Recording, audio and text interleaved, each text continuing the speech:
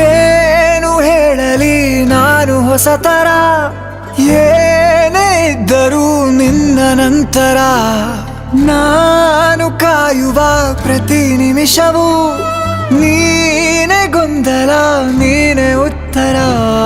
ಮೌನದಲ್ಲೇ ಮಾತನಾಡುವ ಮಾಯೆ ನೀನೆ, ನೂರು ಭಾವ ಸೇರಿ ಮೂಡಿದ ಸಾಲು ನೀನೆ. ಕವಿತೆ ಕವಿತೆ ನಿನ್ನ ಅರಿತೆ, ಕವಿತೆ ಕವಿತೆ ನಿನ್ನ ಅರಿತೆ. ಏನು ಹೇಳಲಿ ನಾನು ಹೊಸತರ, ಏನೇ ಇದ್ದರೂ ನಿನ್ನ ನಂತರ.